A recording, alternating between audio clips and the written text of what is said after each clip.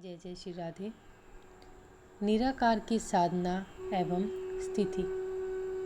भाई जी द्वारा पूज्य सेठ जी श्री जय दयाल गोविंदका को लिखे निम्नलिखित पत्रों में इसका विवरण प्राप्त होता है।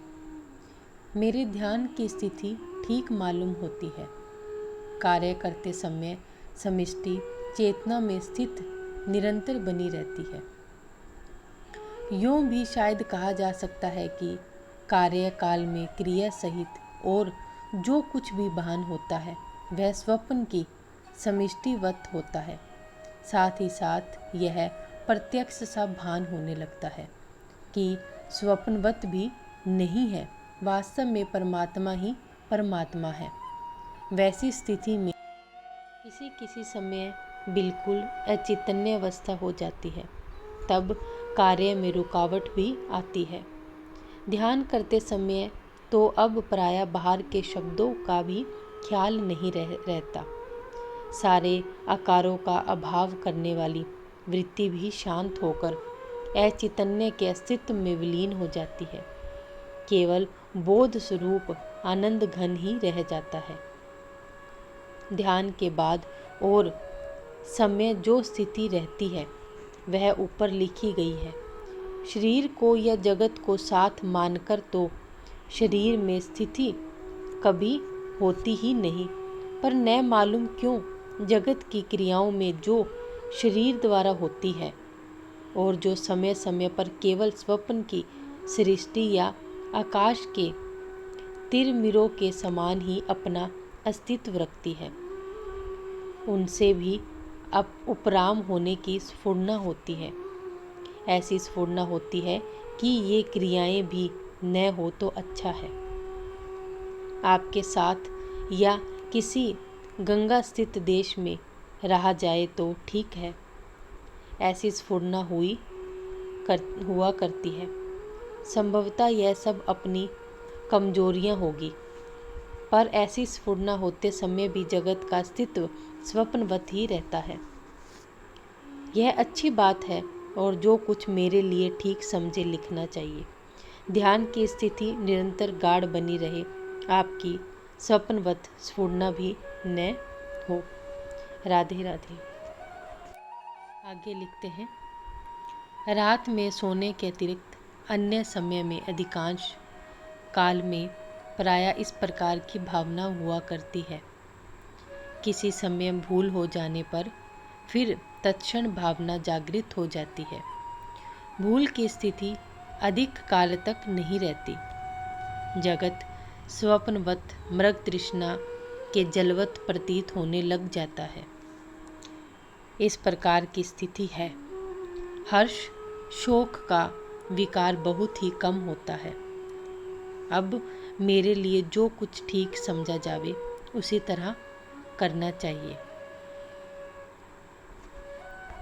पत्र लिखते समय आनंद में बोध स्वरूप परमात्मा में प्रत्यक्षवत स्थिति है। कलम से अक्षर लिखे जा रहे हैं। लिखने की जो स्फुरना हो रही है वह सच्चिदानंद के अंतर्गत कल्पित रूप से भास रही है।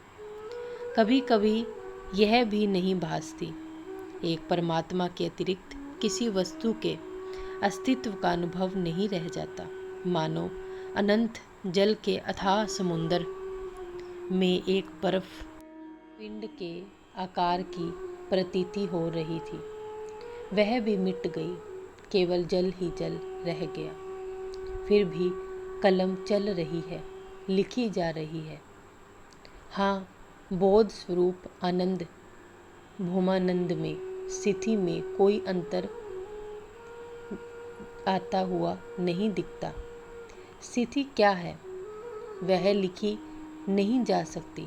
बहुत देर बाद फिर लिखने की स्फुरना सी अनुभव होती है, पर भाव उसी तरह है।